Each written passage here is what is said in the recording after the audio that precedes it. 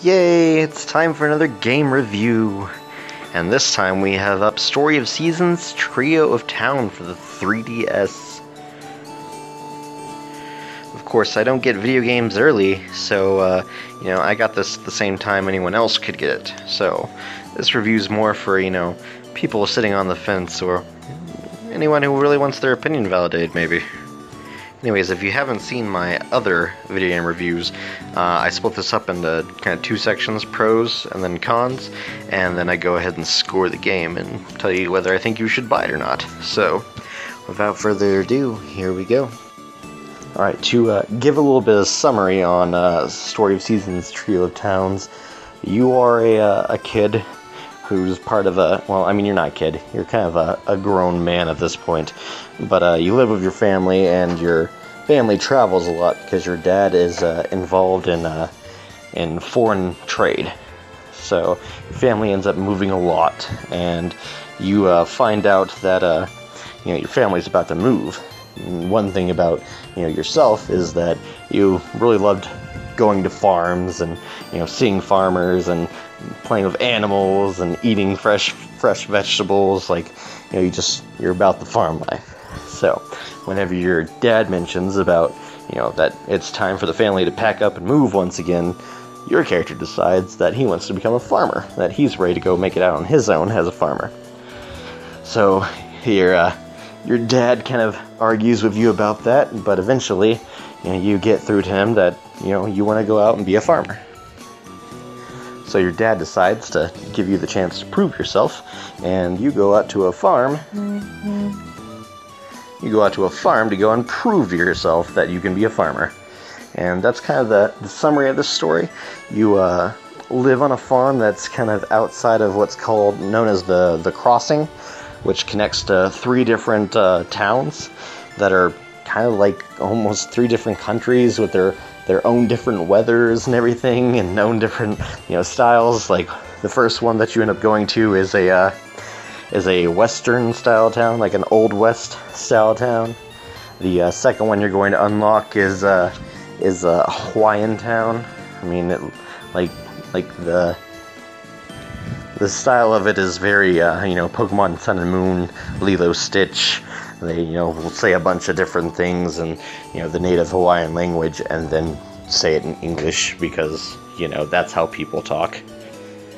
And then the last one you unlock, which is my favorite, is a feudal Japan style area, which is pretty cool. But honestly, it's funny being a Japanese game and everything, like the feudal Japan area is like extremely racist.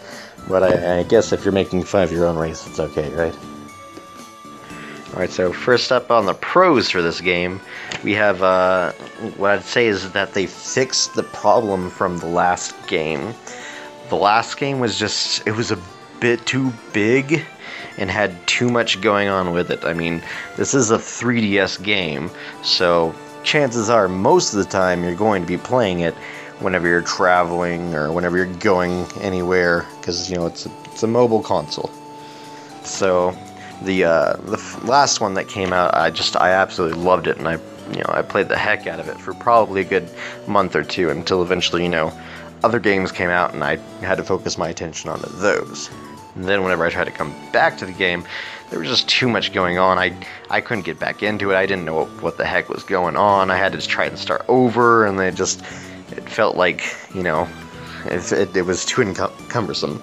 So I feel like they fixed that problem with this game, that it's smaller in scope, but at the same time it's just a really excellent game, and I feel like I could put this away for a few days and come back to it, and I'm not going to be completely lost.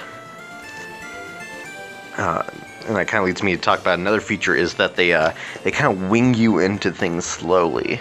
Like whenever you first start up, I mean, the game's called Trio of Towns, so you figure that there's going to be three different towns, and of course there are. And you first start off only going to one of the towns, and the bridges are out to the other two towns. So it takes time before you get to those other two towns. And I feel like they do a very good job of kind of winging you into things slowly and increasing the amount that's given to you. at first you're only able to go to one of the towns, and you only have, your one field, and then eventually, after you complete these things called farming tips that your father sends you, you end up going to the other sections that are unlocked of your farm, so you get like almost another plot of land to work with. Another big pro for this one was festivals. I felt like they did a really good job of festivals. There's lots of different festivals. They don't just feel like the same one over and over again. And like I said, there's an abundance of these festivals too. You'll have like 4 or 5 festivals within a month, and each month is 31 days. And they're even split into 3 different categories: the beginner level, the veteran level, and then the expert level. Which is good, because if you're playing this, for the years and years of gameplay, it's gonna, need those different levels of difficulty to still be fun. Although I might say the beginner might be a little bit too easy. I've never lost at a beginner rank in any of the festivals yet. Though there are some festivals that don't have those kind of ranks, and those are the more ones that are for those individual towns, and those are kind of even the most fun ones. Another big pro towards this is that your character actually has a family that cares about them and knows that they exist. Like your mother and sister come to visit you on your farm from time to time and check things out, and you never really see your father, but he does send you letters in the mail and kind of tells you about how the family's life is going and stuff. It's not like the previous Harvest Moons where grandpa died, here's a plot of land, raise it. You actually have a family and background story, and that's nice to kind of get that more realism to the game. Makes your character more relatable.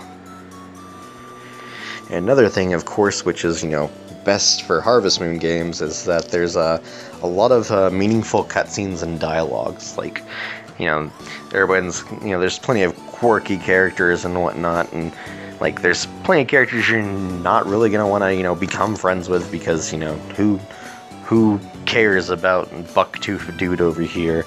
But like all the stories are actually pretty redeeming. Like, I haven't seen a cutscene yet that I didn't really like, that I just didn't care for, which helps, since that's the big reason anyone plays these Harvest Moon games or Story of Season games now.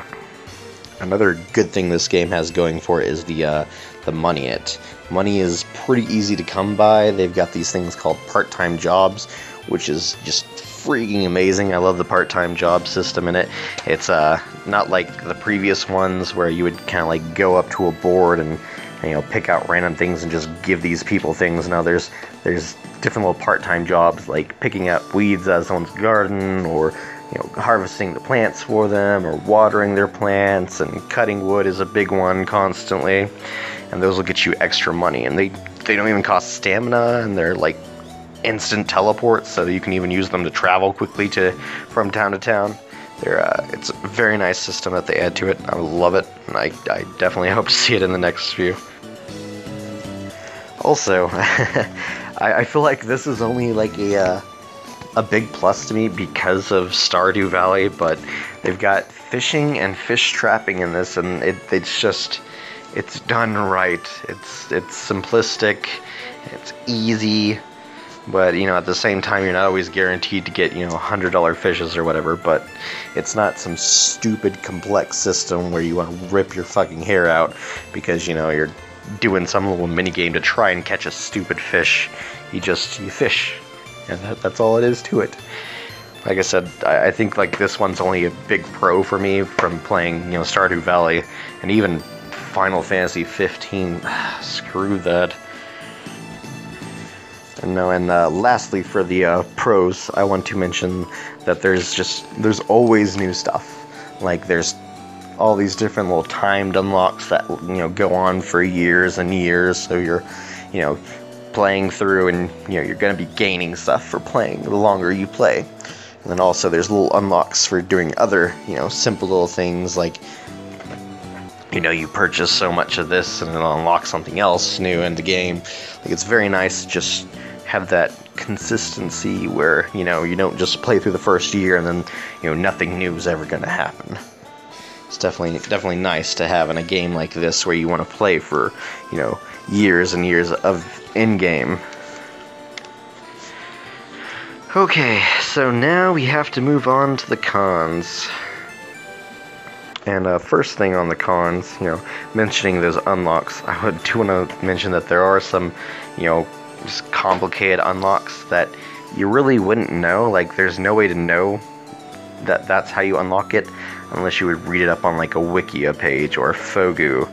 So there are some things that definitely do not need to be locked that are like the second upgrade for your tools requires a gem called Amethyst, and the only real way to get that is to buy it from the gem seller. But the only way he'll start selling it is if you've gotten to a certain rank within the town and you've bought 50 farm circles. But like I said, the only reason I know that is because I read it up. And if I wouldn't have known that, then, it'd be a long, long time before I'm, getting that second level of the unlock, which is, a necessity. Also, I feel like I have to mention that online play for this one is a fucking joke. I mean, I understand that, like, online play in the last one was a little bit broken, because you could pretty much make infinite money if you just kept doing it. But I feel like there was a better way to fix that than just pretty much not having online play. Like, what you do for online play is you go in with 4 items, and you join up with 3 other people, and you get 3 of their items, and they get a random 3 of your items. And then you can bring those items up to a stone, and it'll give you a slightly more worthwhile item. The items are just garbage, and there's no point doing this. Like, whenever I ran it, I played with these people, and, like, there was no interaction with them whatsoever. Like, you just see a bunch of people running up to a stone, and then they all instantly fucking leave. Like, there's no reason for that. There was better stuff they could have done, or just, not have online play if you're gonna do it like that. Another con that I'd like to mention, this also seems to be a problem with, kind of all the Harvest Moon Story of Season games, that all the other farmers are significantly unrealistic.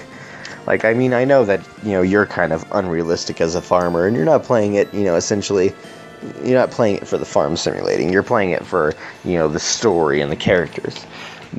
But the fact that, you show up to an island, get this farm with, several plots of land, so that you can, make these millions of dollars a day, and then every other farmer in town has, two little dinky plots of land where they can plant, 2 seeds, and have 3 cows, and somehow made their living off of that for years and years, is just kind of sad. And it's very unrealistic, like I said. Just, like I said, like, the main character's, uncle only has, 2 plants and 3 cows, so it's just kind of sad whenever, you got your farm for free and didn't pay anything. And, lastly, for our cons, a big con in this game that I felt was adding bait. Like, it would make sense if you just, added bait to your fishing rod, but no, you have to go to a guy and make him attach the bait to you. The bait only lasts for 3 times too, so, I mean, if you want to be, like, develop into a big fisherman in the game, you would have to go out, cast your rod 3 times, and then return to that dude and have him attach new bait on, and go do it over and over again. It doesn't make much sense, and I feel like I'm not sure why they did it, but it's not endearing into the game at all. Anyways, that's all for my pros and cons. So, for my review score of this game, I feel like it's definitely a strong 8 out of 10. I love this game. I mean, I know I might be kind of biased because I was a big Harvest Moon fan, so of course, I'm loving these Story of Season games. But like I said, it's an excellent 3DS game. It's an excellent mobile game. It's not one you have to invest your life into. You can just, casually pick it up, play it, and let it go for a few days, and, pick back up and play it again. I feel like it's a very excellent game. And honestly, whenever I first was playing this, I felt like it was going to be a 7 out of 10. But, now, upon getting further, I'm definitely giving it that 8 out of 10. And in all honesty, it's probably one of the best 3DS games I own. It's definitely going to be the only one I'm really invested in playing. So, yeah, if you're on the fence about this, then, definitely do pick it up. It is an excellent addition to your 3DS library. Thanks for listening to my review, listening to me rant about Story of Seasons, Trio of Towns. I hope you enjoyed it. Be sure to like and subscribe. Feel free to leave comments, and most importantly, don't forget to take care of yourselves.